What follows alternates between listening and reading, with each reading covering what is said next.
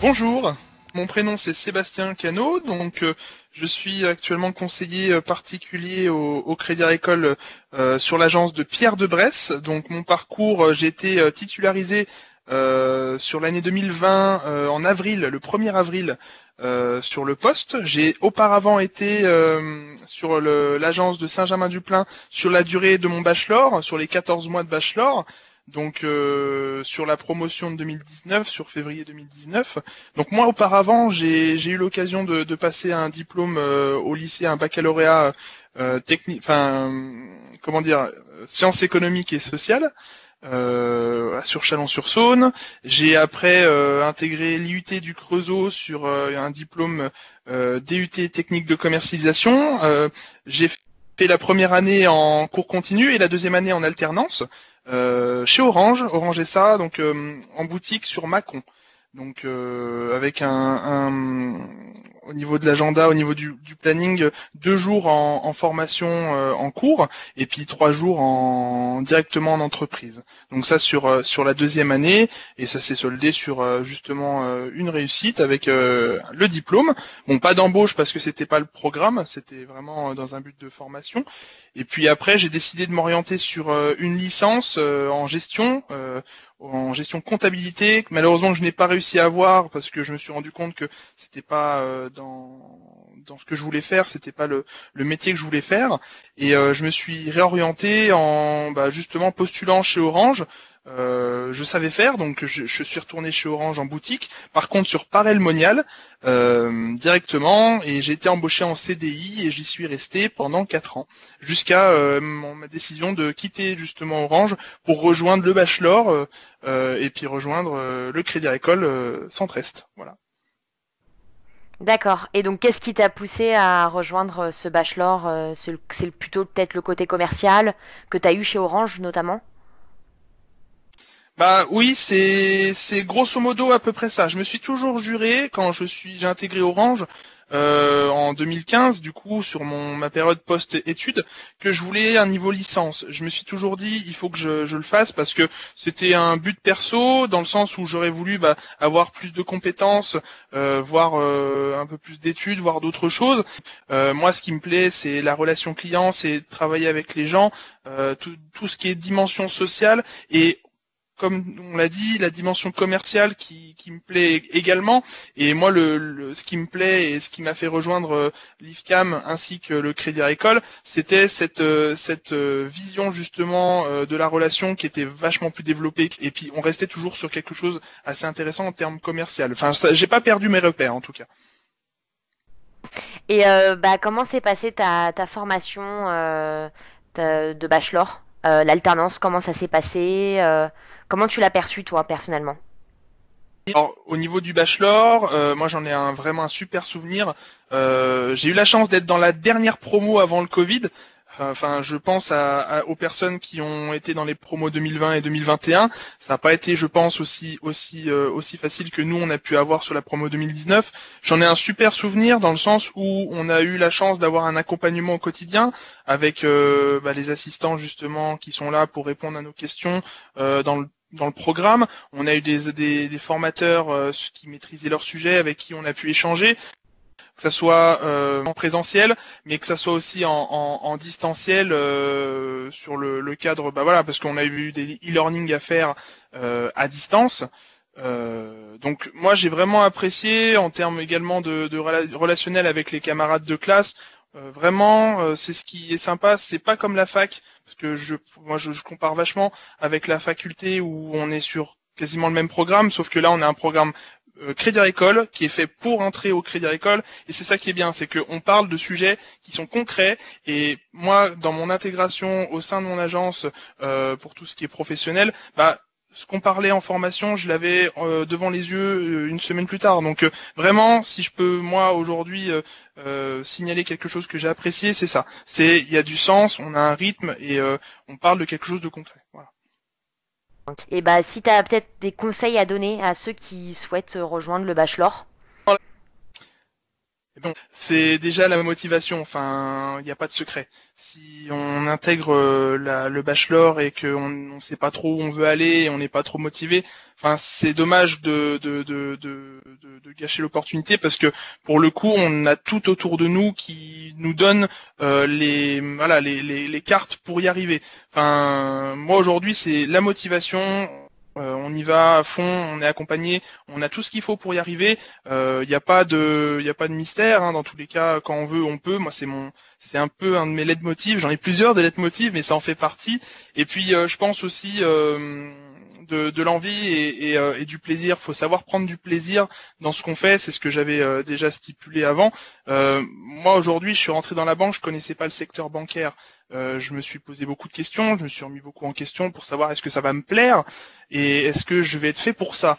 Et déjà de donner du sens, donner du plaisir à ce que j'ai fait au quotidien, que ça soit aujourd'hui ou que ça soit il y a un an dans le cadre du bachelor, pour moi ça m'a permis de développer mes compétences, d'apprendre et surtout de toujours avoir envie et de me donner à fond. Ça, de toute manière, il n'y a pas de surprise. Enfin, si je m'adresse vraiment aux gens qui vont intégrer peut-être par la suite le bachelor, enfin, si vous aimez ce que vous faites, si ça vous plaît, donnez-vous les moyens de réussir parce que en prenant du plaisir, en donnant du sens à ce que vous faites, ça va se passer super bien et vous allez vraiment, je pense, apprécier, je pense déjà le bachelor et puis votre métier, tout simplement.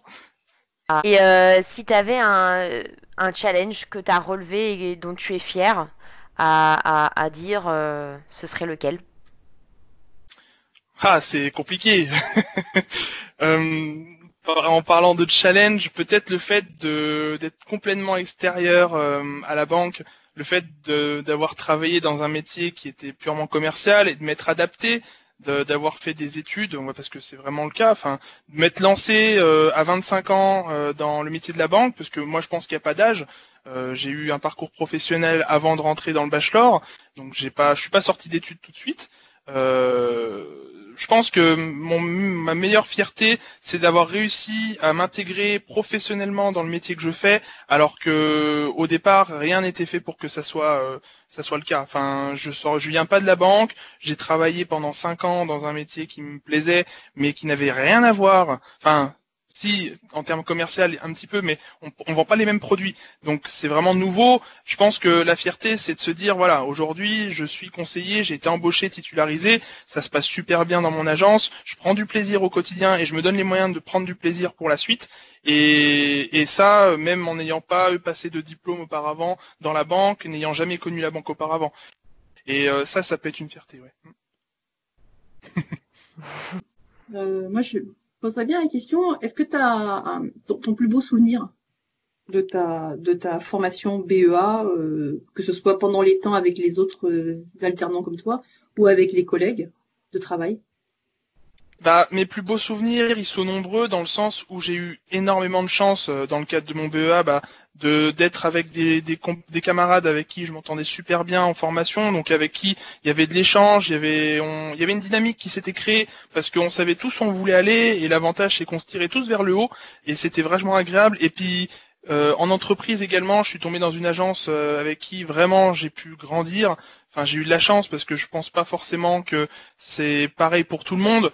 Enfin, moi, j'ai vraiment eu pour le coup du bol. Je m'en rends compte aujourd'hui dans la situation où j'ai eu des camarades de travail, donc des collègues, qui étaient là pour répondre à mes questions quand j'en ai eu, qui étaient là pour me former, pour m'accompagner. Et j'espère que tout le monde connaîtra ça parce que grâce à ça, aujourd'hui, j'aime ce que je fais et c'est un super souvenir. Ouais, ouais, j'ai beaucoup apprécié ce moment. Cette année a été vraiment et sincèrement, je dis pas pour faire plaisir ni rien. C'est vraiment ce que j'ai vécu. Ouais, ouais, j'ai beaucoup apprécié.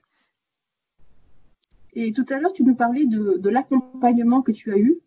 Est-ce que tu peux nous expliquer un peu plus quel était cet accompagnement, avec qui, en quoi ça consistait? Les accompagnements, c'est des accompagnements que j'ai eus avec en général les collègues. C'est vrai que le directeur d'agence a été présent pour moi également pour me former sur des sujets un peu plus vastes, mais la majorité des formations que j'ai pu avoir en agence, c'est avec mes collègues, c'est eux qui m'ont montré le métier. ils ont fait l'effort, parce que c'est important, ils sont pas obligés de le faire, mais ils ont fait l'effort de me montrer, de m'accompagner dès le premier jour. Je me suis pas tombé là en agence en me disant oh là là, qu'est-ce que je vais faire, qu'est-ce que je fais ici. Direct, je suis arrivé, on m'a dit voilà Sébastien, aujourd'hui t'as intégré, qu'est-ce que tu as fait avant, qu'est-ce qui te plaît dans la banque. Vraiment, j'ai senti déjà de l'intérêt pour moi, et puis derrière on m'a donné les bonnes astuces, les bonnes infos, et puis pas qu'au départ, ça a été quand j'ai commencé à commercialiser des assurances, quand j'ai commencé à proposer de l'épargne, de la banque au quotidien, tous ces services-là qu'on peut connaître dans le métier de la banque, j'ai eu à chaque fois des petites formations, des petites informations, et vraiment on sentait que c'était les gens avaient envie de le faire, et ça fait tout.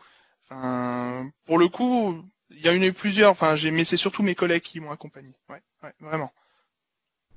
Tu avais un tuteur entreprise ou pas?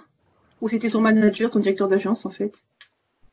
C'était mon manager, ouais. D'accord. Il supervisait tout. Et maintenant, qu'est-ce que tu aimerais faire maintenant maintenant que tu es en poste, en CDI, si j'ai bien compris? C'est quoi tes projets professionnels à moyen et long terme? Ah, j'en ai plein. Non, moi aujourd'hui, je suis déjà mon but dans un premier temps, c'est de maîtriser mon métier parce que je suis encore jeune embauché. Ça va faire bientôt 2 ans et demi que je suis en poste. Moi aujourd'hui, dans l'avenir proche, j'aimerais vraiment continuer sur ma lancée en passant le master pro. Je porte de l'intérêt à connaître ce secteur que je connais donc pas non plus, du coup, ça va être de la nouveauté.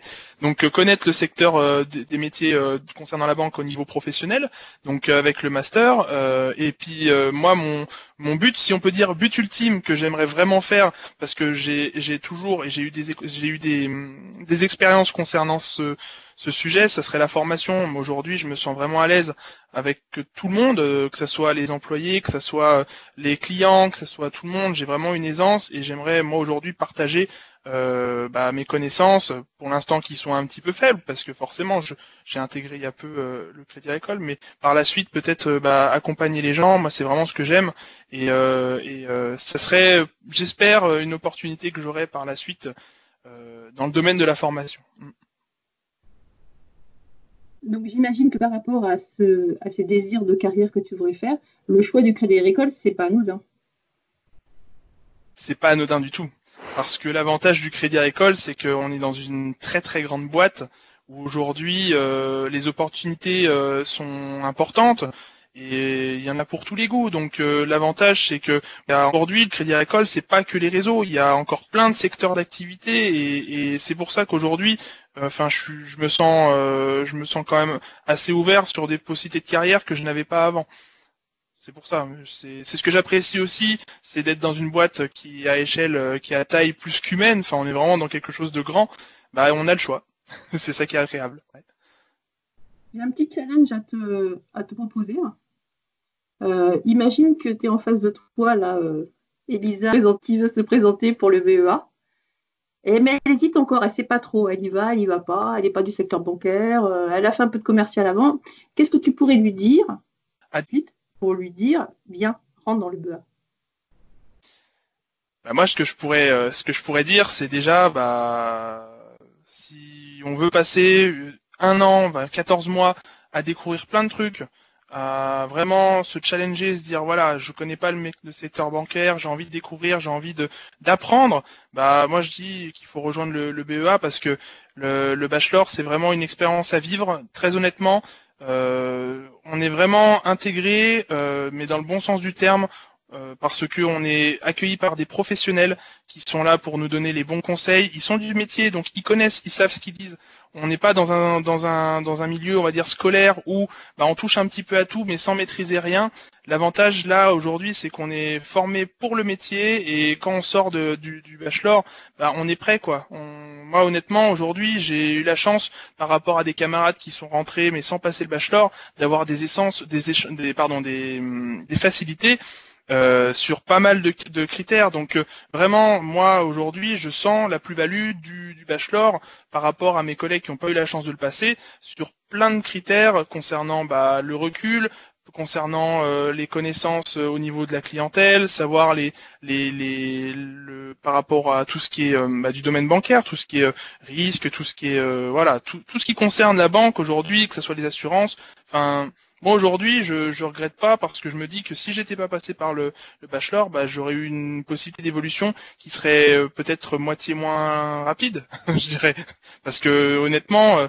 Je me sens beaucoup plus à l'aise en l'ayant fait qu'en ne l'ayant pas fait, je regrette pas. Et en plus de ça, c'est reconnu par l'État, on a un bac+3, enfin, avec une possibilité d'embauche derrière, c'est pas négligeable. Aujourd'hui, c'est tellement difficile de trouver un boulot, surtout qu'aujourd'hui on nous demande des compétences, on nous demande des diplômes, là c'est la meilleure porte d'entrée pour arriver, quoi.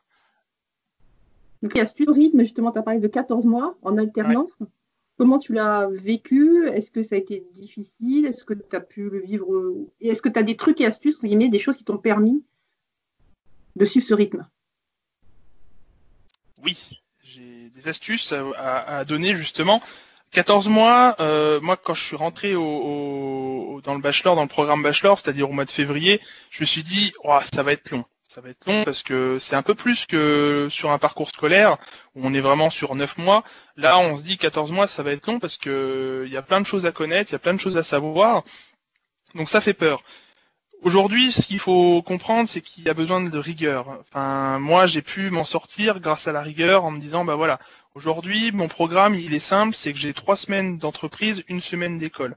Donc, j'ai pris un rythme en entreprise, je me suis mis d'accord avec mon directeur d'agence et avec mes collègues pour justement m'organiser de la meilleure manière possible en ayant des plages de révision en agence, en m'organisant en agence et à côté de ça, travailler chez moi parce que de toute façon il n'y aura pas le choix.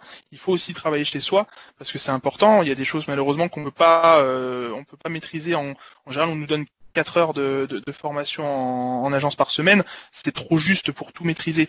Donc de la rigueur pour préparer justement ces cours, il faut le faire sérieusement parce que si on vient dans les poches, malheureusement, on pourra jamais maîtriser le sujet. Donc vraiment de la rigueur au quotidien, ne pas hésiter à poser des questions, ne pas hésiter à s'intéresser même à d'autres sujets qu'on ne maîtrise pas pour le moment, parce que dans tous les cas, moi l'assurance, je m'y suis intéressé dès le départ, même si j'étais pas encore formé, carté, parce que ça arrive vite. Au bout de 6 mois, on a déjà les formations assurance, donc c'est pour ça. Le plus important, je dirais, pour voir le programme, c'est la rigueur. Après, ça va vite, mine de rien. Moi, là où j'ai vu vraiment l'accélération, c'est pendant les vacances d'été, où on avait passé déjà 6 mois de formation à partir de septembre, et on avait vu déjà un semestre de formation. Donc, dès les examens à Champagne que j'ai pu passer, je me suis dit, ah ouais, déjà, on a fait 6 mois. Mine de rien, au début, je me disais, ça allait être long, mais ça a été super rapide, parce que le rythme de 3 semaines en agence, 1 semaine en école, il y a une routine qui se fait et c'est très rapide. C'est très rapide. Mais pour en revenir justement au conseil, c'est de la rigueur, du travail, et puis finalement, en faisant ça régulièrement, ça va tout seul. J'ai travaillé au quotidien, je me suis donné les moyens et c'est allé tout seul. Et au final, j'ai réussi à obtenir mon diplôme et j'étais embauché. Donc à la bonne heure.